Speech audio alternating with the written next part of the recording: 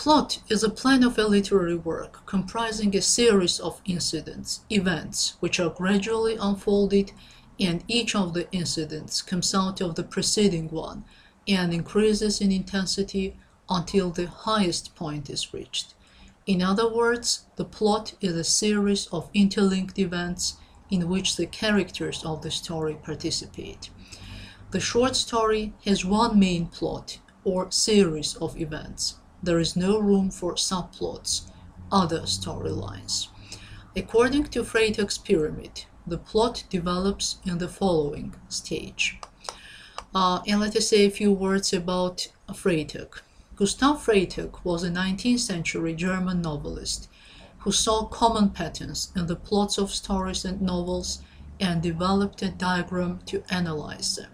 So according to Freytag's pyramid, the plot develops in the following stage. Exposition of the story. It is the opening of the story, general atmosphere and mood existing at the beginning of the story. When a reader is exposed to the story, he or she identifies a setting, gets acquainted with the main idea of the story. Exposition also introduces the conflict of the story. At least initial conflict.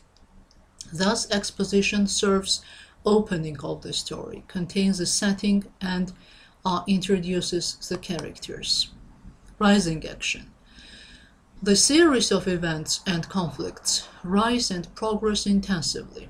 The events and conflicts of the story gradually complicate and move towards the climax. Rising action usually suggests introducing knots. Climax. It's a Greek word meaning staircase or ladder. It is a turning point, the most intense moment of the story. Climax usually involves a discovery and suggests a crucial event. Event may be either an action or a mental decision of the main character. Mental decision means that main character usually changes his or her understanding. Falling action. All of the action which follows the climax is falling action. The events occurring from the time of the climax to the end of the story is falling action. The main character may encounter more conflicts in this part of the story, but the end is inevitable. Resolution or denouement. Denouement is a French word that literally means unraveling the knot. Since the complications, knots are undone or untied, the conclusion, the tying together of all the threads is resolution. The central conflict is ended. Resolution closes the story.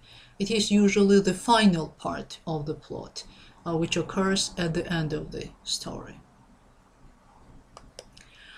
And now let us speak about plot development in the lagoon. So, how does the story begin? Why does the author refer to description? When does the climax occur in the story? What actually happens when Diamelen dies?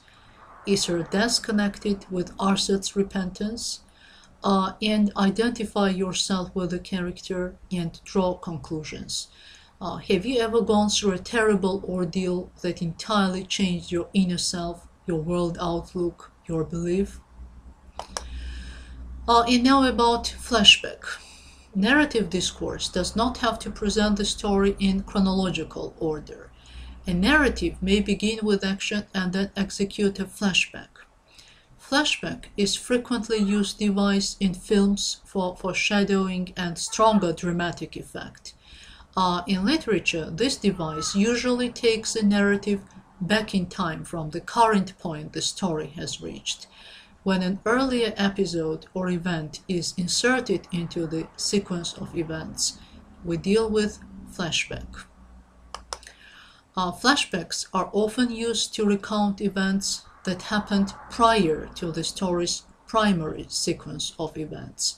In fact, a reader can jump forward and backward. Now, do you remember any literary works or movies where this literary device is employed? And try to speak about the episode with the flashback in the lagoon.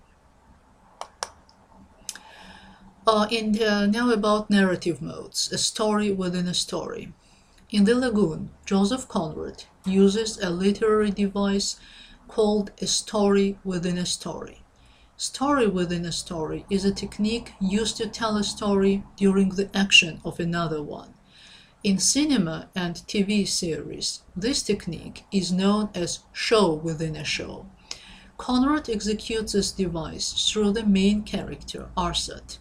Arsat's narration gives us his own view of the events that lead to his isolated life.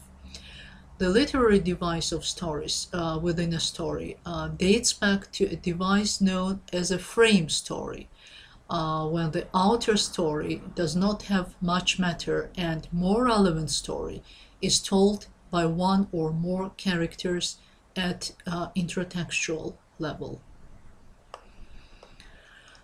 Third-person point of view, omniscient third-person point of view. The third-person omniscient perspective has been the most commonly used perspective.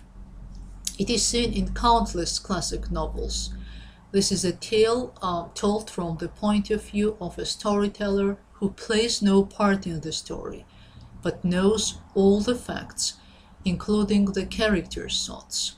One advantage of omniscience is that this mode enhances the sense of objective reliability, in other words, truthfulness of the plot. The third-person omniscient narrator is the most reliable narrator, or in any case, the narrator least capable of being unreliable, although the omniscient narrator can have its own personality, offering judgments and opinions on the behavior of the characters. Third-person omniscient tells the readers in the third person and at the same time gives them access to the characters' thoughts and feelings. Joseph Conrad tells the story in omniscient third-person point of view, enabling the narrator to reveal the thoughts of the characters. In Conrad's time, literary critics usually were commenting favorably on his works and often remarked that in almost all his works, Conrad explored profound themes such as loneliness, despair, self-loathing, moral ambiguities of human existence, remorse, impossibility of communication, desolation, and emptiness. Are the above timeless themes reflected in the lagoon? And let me remind you that a theme is an idea or message conveyed by a written text. Themes often explore timeless and universal ideas. So one can single out the theme of love, war, family relations, etc. Most themes are implied rather than explicitly stated. The theme is different from the superficial outlay of the text. It is normally the meaning of the text on a more abstract level. The author's point of view and attitude is revealed in the way he develops the theme of the story.